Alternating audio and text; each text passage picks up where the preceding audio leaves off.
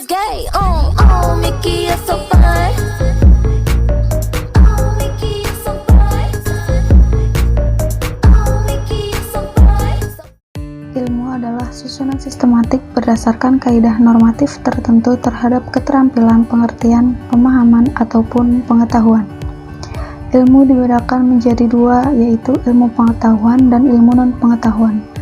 Dalam Kamus Besar Bahasa Indonesia, pengetahuan diartikan sebagai segala sesuatu yang diketahui atau kepandaian, ataupun segala sesuatu yang diketahui berkenaan dengan hal mata pelajaran di sekolah. Secara etimologi, pengetahuan berasal dari bahasa Inggris yaitu knowledge, sedangkan secara terminologi dikemukakan beberapa pengertian mengenai pengetahuan menurut Dr. Sidi Ghazalba. Pengetahuan adalah apa yang diketahui atau hasil pekerjaan tahu. Pekerjaan tahu tersebut adalah hasil dari kenal sadar, insaf, mengerti, dan pandai. Pengetahuan merupakan proses dari usaha manusia untuk tahu. Ilmu pengetahuan. Pengetahuan dapat dikatakan ilmu pengetahuan apabila dalam proses mendapatkannya digunakan pendekatan ilmiah. Ilmu pengetahuan pada dasarnya adalah kelanjutan konseptual dan ciri-ciri ingin tahu sebagai kodrat manusiawi. Ilmu pengetahuan bertujuan untuk mengkonseptualisasikan fenomena-fenomena alam dalam sebab-sebab dalam urutan sebab akibat dan mencari asas-asas umum. Burhanuddin Salam mengemukakan bahwa pengetahuan yang dimiliki manusia ada 4. Yang pertama, pengetahuan biasa. Yang kedua, pengetahuan ilmu. Yang ketiga, pengetahuan filsafat. Dan yang terakhir, pengetahuan agama. Dalam perkembangannya lebih lanjut di Indonesia, pengetahuan disamakan artinya dengan ilmu. Karena dalam bahasa Arab, ilmu berasal dari kata aliman, yang berarti mengetahui. Dengan demikian, dapat disimpulkan bahwa dalam segi bahasa, pengetahuan bersinonim arti dengan ilmu, sedangkan dalam arti material, keduanya memiliki perbedaan. Suparlan Suhartono menulis, masalah sumber-sumber pengetahuan terkait erat dengan sebab musabab pengetahuan. Menurutnya, pengetahuan bersumber dari yang pertama, kepercayaan berdasarkan tradisi, agama, dan adat istiadat. Yang kedua, kesaksian orang lain. Yang ketiga, panca indera. Yang keempat, akal pikiran. Dan yang terakhir, intuisi. Selanjutnya, dasar pengetahuan. Dasar-dasar pengetahuan yang menjadi ujung tombak berpikir ilmiah ialah yang pertama, penalaran, yaitu berpikir dengan menggunakan nalar atau rasio. Penalaran ialah kegiatan berpikir menurut pola tertentu dan menurut logika tertentu dengan tujuan untuk menghasilkan pengetahuan. Diartikan pula sebagai cara berpikir logis dengan mengembangkan nalar, bukan dengan perasaan atau pengalaman. Yang kedua, logika, yaitu pengkajian untuk berpikir secara benar dengan proses menarik kesimpulan dengan cara tertentu agar diperoleh suatu kesimpulan yang benar. Kriteria kebenaran. Pertama, kebenaran adalah keadaan yang cocok dengan keadaan yang sesungguhnya. Kebenaran itu harus sesuai dengan realita yang ada. Yang kedua, untuk menentukan sebuah pernyataan dikatakan benar, ada beberapa teori yang harus kita tekuni. Yang pertama, teori koherensi atau yang biasa sebut konsisten. Yang kedua, teori korespondensi. Yang ketiga, teori pragmatis. Yang keempat, ontologi. Yang kelima, epistemologi. Dan yang keenam, aksiologi. Baik, di sini saya akan mencoba menjelaskan keenam teori tersebut sehingga bisa menyatakan bahwa pernyataan ini benar, pernyataan ini salah. Oke, baik. Yang pertama, teori koherensi atau yang biasa kita sebut teori konsisten. Teori koherensi ini dibangun oleh para pemikir rasionalis seperti Leibniz, Hegel, dan Bradley. Menurut teori ini, suatu pernyataan dikatakan benar apabila pernyataan itu bersifat koheren dan konsisten dengan pernyataan sebelumnya. Oke, saya ambil contoh. Dalam materi geografi, menyatakan bahwa bumi itu bulat. Pernyataan ini kita anggap benar. Kenapa? Karena pernyataan ini sudah dianggap benar oleh pemikir atau orang yang ahli dalam bidang geografi. Jadi ya sama. Jadi teori koheren ini harus sesuai dengan pernyataan sebelumnya. Sudah cukup seperti itu. Di antara bentuk pengetahuan dan penyusunannya dan pembentukannya didasarkan pada teori koherensi adalah ilmu matematika dan turunannya. Jadi hasil dari teori koherensi adalah ilmu matematika, aljabar, dan seterusnya. Saya ambil contoh satu. 3 tambah 3 itu pasti 6. Pernyataan ini harus kita akui kebenarannya. Tidak mungkin 3 tambah 3 itu 9. Kenapa? Karena 3 tambah 3 hasilnya 6 sudah disepakati oleh para ahli komunitas matematika. Jadi pernyataan itu dianggap benar karena sudah dianggap benar oleh orang-orang sebelumnya yang ahli dalam bidangnya. Yang selanjutnya nomor 2, teori korespondensi. Apa sih korespondensi itu? Pernyataan yang sesuai dengan kenyataan. Tokoh utamanya adalah Bertrand Russell. Dia lahir pada 1872 dan meninggal pada 1970. Menurut teori ini, suatu pernyataan adalah benar jika materi pengetahuan ini yang dikandung pernyataan itu berkorespondensi, berhubungan dengan objek yang dituju oleh pernyataan tersebut. Kebenaran dapat didefinisikan sebagai kesetiaan pada realitas objektif, yaitu pernyataan yang sesuai dengan fakta atau selaras dengan situasi. Kebenaran adalah kesesuaian, agreement, antara pernyataan atau statementnya mengenai fakta yang diberi interpretasi. Contoh, masjid adalah tempat ibadah. Pernyataan ini kita anggap benar. Karena apa? Karena pasti masjid itu adalah salah satu tempat ibadah. Ya, kita harus akui bahwa realitanya memang seperti itu. Makanya teori korespondensi itu teori yang harus sesuai dengan fakta yang ada. Oke, lanjut. Selanjutnya, teori pragmatis atau kegunaan di lapangan. Teori pragmatis ini dicetuskan oleh Charles, lahir pada 1839 sampai 1974. Dalam sebuah makalah yang terbit pada tahun 1878 yang berjudul How to Make Idealists Clear. Teori ini kemudian dikembangkan oleh para filsafat yang kebanyakan berkebangsaan Amerika. Akhirnya ini menyebabkan filsafat ini sering dikatakan filsafat Amerika.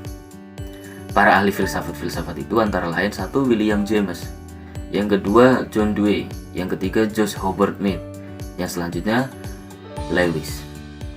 Bagi para pragmatis, maka kebenaran sesuatu pernyataan itu diukur dengan kriteria apakah pernyataan itu bersifat fungsional dalam kehidupan praktis. Contoh teori hipotesa adalah benar apabila ia membawa pada akibat yang memuaskan. Maksud dari memuaskan itu, satu, sesuatu itu benar apabila memuaskan keinginan dan tujuan manusia. Yang kedua, dikatakan benar apabila diuji dengan eksperimen. Yang ketiga, benar jika mendorong dan membantu dalam perjuangan hidup biologis tetap ada. Jadi teori pragmatis itu lebih ke kegunaannya apa sih? Gitu. Kegunaannya apa? Seperti itu. Selanjutnya, ontologi atau apa yang kita kaji nih. Ontologi berasal dari kata Yunani ontos yang berarti sesuatu yang wujud dan logos yang berarti ilmu. Secara terminologi, kajian ontologi adalah kajian tentang hakikat segala sesuatu atau realitas yang ada yang memiliki sifat universal untuk memahami adanya eksistensi. Ontologi ini berusaha mencari inti yang termuat dalam setiap pernyataan. Jadi ontologi itu terus berusaha mencari inti yang termuat nih. Apa nih di dalamnya, kenyataannya apa? Jadi seperti itu. Yang kelima, epistemologi. Cara mendapatkan kebenaran ini lebih ke tutorial ya. Teori epistemologi ini termasuk dari salah satu cabang ilmu filsafat. Epistemologi ini membicarakan asal muasal, metode, struktur, dan validasi atau kebenaran pengetahuan dalam kaitannya dengan ilmu. Landasan epistemologi mempertanyakan bagaimana diperolehkannya pengetahuan, bagaimana caranya, bagaimana prosedurnya, hal-hal apa yang harus diperhatikan agar mendapatkan pengetahuan yang benar, apa yang disebut kebenaran itu sendiri, apa kriterianya, dan cara atau saran apa yang membantu dalam proses mendapatkan ilmu pengetahuan. Epistemologi sentiasa mendorong manusia untuk selalu berpikir dan berkreasi, menemukan hal-hal ciptaan baru. Semua bentuk teknologi canggih pada saat ini diperoleh melalui epistemologi. Kita bisa merasakan adanya gadget-gadget yang bisa kita menjadi alat mempermudah interaksi dengan orang-orang jauh. Nah, adanya gadget ini adalah hasil dari teori epistemologi, yaitu cara mendapatkan kebenaran ini bagaimana. Ya, seperti itu. Jadi contohnya ya, apa yang kita dapatkan, hal-hal canggih yang sekarang kita miliki itu adalah diperoleh melalui teori epistemologi. Yang selanjutnya, yang terakhir, teori aksiologi atau nilai guna ilmu. Aksiologi juga ini termasuk cabang ilmu filsafat, ilmu yang menanyakan bagaimana manusia menggunakan ilmunya. Jadi aksiologi itu lebih membahas bagaimana orang mengamalkan ilmunya, yang mempelajari hakikat dan manfaat sebenarnya dari ilmu pengetahuan. Dan sebenarnya ilmu pengetahuan itu pasti baik, bagaimana orangnya. Nah, saya teringat oleh kaidah al ilmu bila amalin kasajarin bila samaroh. Ilmu yang tidak diamalkan bagaikan pohon yang tidak berbuah. Buat apa kita punya pohon tapi tidak ada buahnya? Jadi aksiologi lebih ke apa sih nilai guna ilmu ini, fungsinya apa sih gitu. Pada tahap-tahap tertentu terkadang ilmu juga harus dibarengi dengan nilai-nilai budaya, moral, sehingga nilai kegunaan ilmu itu akan dirasakan oleh masyarakat dalam usaha meningkatkan kesejahteraan bersama. Contoh, dalam praktek hutang piutang, Islam juga mempraktekkan segi filsafat ya.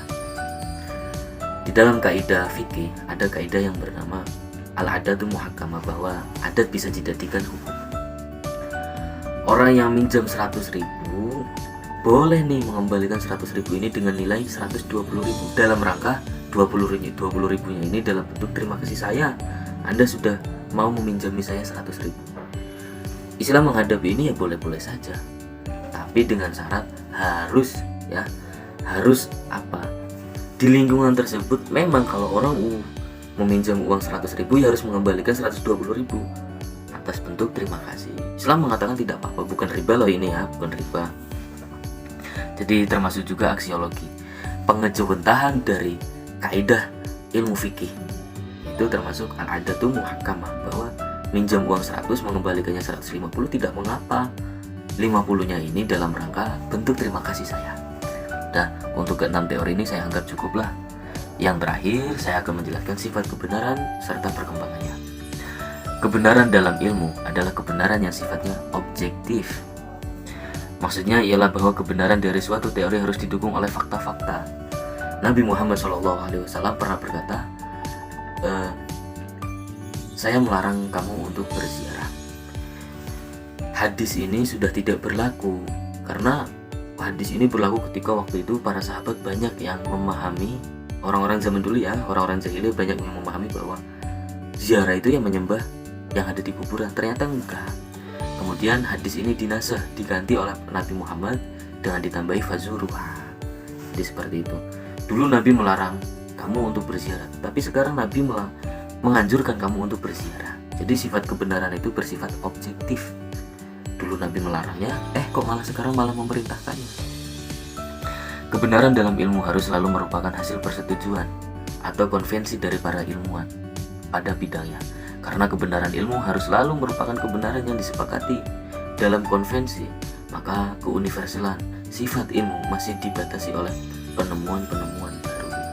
Yaitu saya sudah menjelaskan bahwa sifat kebenaran ilmu itu bersifat objektif ya. Seperti tadi Nabi Muhammad pernah melarang orang-orang untuk berziarah, karena pada waktu itu memang ya harus kita akui orang-orang banyak yang menyembah kuburan. Tetapi lambat laun Nabi Muhammad berkata bahwa ya silakan, kamu saya anjurkan untuk berziarah. Loh, dua hal ini kan saling kontradiksi ya, berlawanan.